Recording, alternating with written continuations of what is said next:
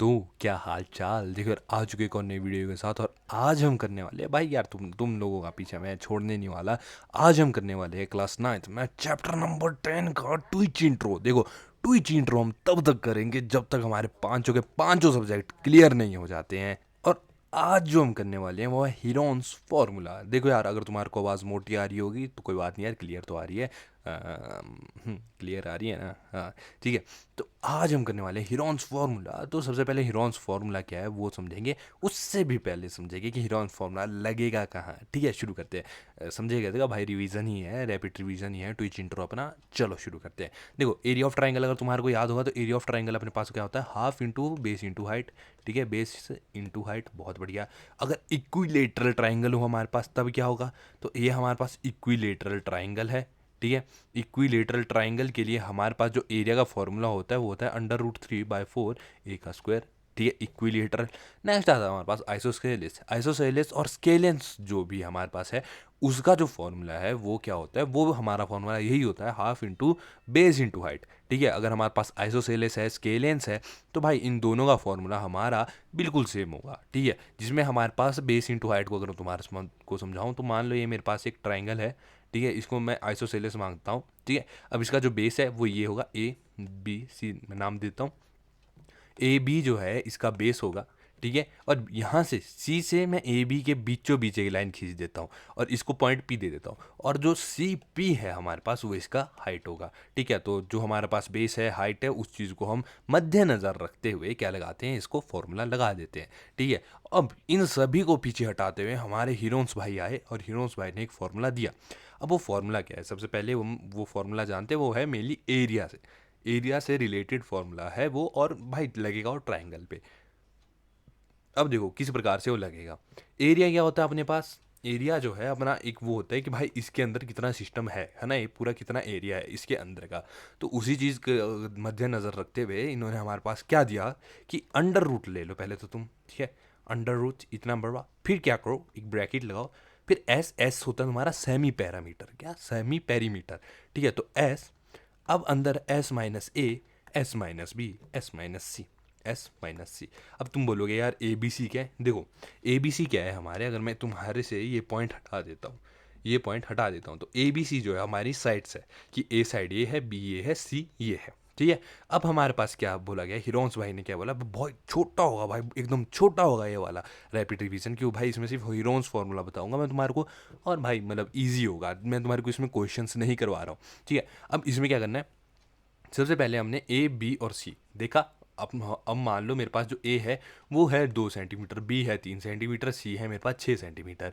ठीक है, अब अगर मैं इस चीज़ को देखता हूँ, क्या करता हूँ? अगर मैं इस चीज़ को देखता हूँ तो सबसे पहले तो मैंने ट्राइंगल ही गलत बना दिया, इसको भी मैं कर देता हूँ 4 सेंटीमीटर।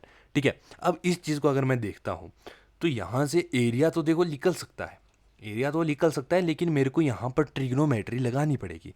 तो भाई क्लास 9th में आई डोंट थिंक सो कि तुम्हारे को ट्रिग्नोमेट्री है। तो अगर ट्रिग्नोमेट्री नहीं है तो यहाँ पर मैं क्या करूँगा? हीरोन्स फार्मूला का इस्तेमाल करूँगा। अब हीरोन्स फार्मूला के लिए इस्तेमाल करने के लिए सबसे पहले हमारे को सेमी पैरामीटर ढूंढना पड़ता है। अब सेमी पैरामीटर कैसे ढूंढते हैं भाई? बहुत ईजी है। हमने क्या करना है, इन तीनों साइड्स को आपस में प्लस कर देता है। 4+6, ठीक है, 4+6+3, 4+6 हमारे पास 10 होता है, +3 13 हो गया। ठीक है, अपॉन 2 कर दो। अब इस चीज़ को जब तुम सॉल्व कर दोगे तो तुम्हारे पास आंसर आ जाएगा क्या? S। ये जो S है तुम्हारे पास आ जाएगा। अगर मैं 13/2 को अगर मैं डिवाइड करता हूँ तो मेरे पास आंसर क्या आना चाहिए? बहुत बहुत ज़्यादा सोचने वाली चीज़ है, तो आई थिंक सो 6.5 मेरे पास आंसर आना चाहिए। ठीक है, तो मेरे पास S जो है वो आ चुका है 6.5। ठीक है, बहुत बढ़िया।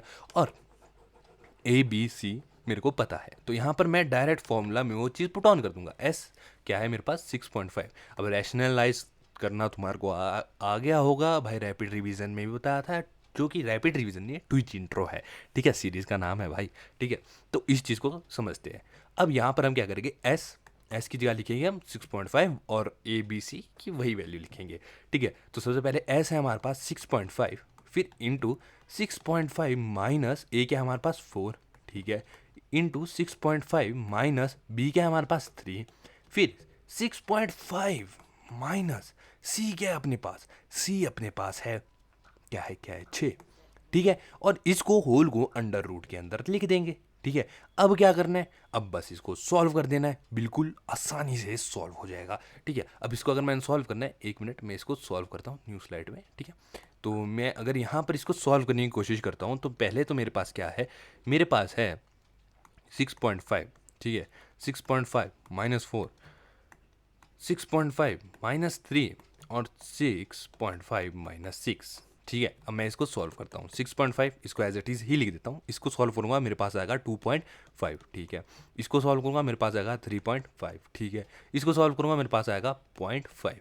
ठीक है, अब सबको मैं क्या कर दूंगा, मल्टीप्लाई कर दूंगा, इन सभी को आपस में क्या कर दूंगा, मल्टीप्लाई कर दूंगा। अब मल्टीप्लाई करके मेरे पास आंसर क्या आता है, तो इन सभी को मल्टीप्लाई करके मेरे पास आंसर आ जाता है 28.43 समथिंग। ठीक है, तो मैं इसको राउंड ऑफ करना चाहूँ तो मैं इसको अंडर रूट 28 लिख सकता हूँ, अगर मैं राउंड ऑफ करना चाहूँ। अगर तुम इधर तक आंसर लिखते हो तब भी सही है, तब भी क्या है, तब भी तुम्हारा आंसर सही है। लेकिन अगर तुम राउंड ऑफ करना चाहो तो यहाँ पर लिख देना भाई, मेंशन कर देना राउंड ऑफ करके। ठीक है, राउंड ऑफ करके ऐसे को मेंशन कर देना कि भाई राउंड ऑफ कर रहे हैं। बाकी अगर आंसर तुम इधर तक भी लिखते हो तो बहुत बढ़िया है। ठीक है, अगर तुम्हारा आंसर इधर तक भी है तो भाई तुमने आगे यूनिट लगानी है। ठीक है, स्क्वायर यूनिट, क्योंकि एरिया हमेशा स्क्वायर में ढूंढा जाता है। ठीक है, और अगर तुम राउंड ऑफ करना चाहते हो तो राउंड ऑफ करके लिख दो, लेकिन मेंशन करना ज़रूरी है कि भाई हमने राउंड ऑफ किया है। ठीक है, इसी के साथ ये वाला भी ख़त्म होता है भाई। अब तुम कितने भी क्वेश्चन लगाओ कोई बात नहीं, फॉर्मूला एक ही लगेगा भाई, मज़े करो, जो तुमने करना है वो करो। अब देखो, मैथ्स में सबसे इंपॉर्टेंट बात यह है कि अगर तुम्हारे को एक चैप्टर भी नहीं आता ना ढंग से, मतलब कोई एक चैप्टर छूट जाता है, तो भाई उस चैप्टर की वजह से तुम्हारे आगे के चैप्टर तुम्हारे को डिफिकल्ट लगने शुरू हो जाएंगे। तो इसीलिए मैं कहता हूँ कि भाई चैप्टर ढंग से समझो। ठीक है, अगर चैप्टर समझ लिया तो मज़े ही मज़े। और भाई अभी मैथ्स सब कुछ खत्म करने के बाद इंपॉर्टेंट क्वेश्चंस की सीरीज़ आएगी, जिसमें हर एक क्वेश्चन जो इंपॉर्टेंट है वो सारे तुम्हारे को समझा दिए जाएंगे, ढंग से समझा दिए जाएंगे। जो जो इंपॉर्टेंट क्वेश्चंस हैं, यानी कि इंपॉर्टेंट इन द सेंस जो कि भाई रिपीट हो रहे हैं या फिर थोड़े बहुत डिफिकल्ट है, वो सारे क्वेश्चन तुम्हारे को समझा दिए जाएंगे भाई, चैप्टर वाइज समझाएंगे। ठीक है, इसी के साथ मिलेंगे नेक्स्ट वीडियो में, तब तक के लिए जय माता दी। भाई चैनल को सब्सक्राइब कर देना क्योंकि रीच ख़त्म हो रही है, और शेयर भी कर देना। ठीक है, जय माता दी।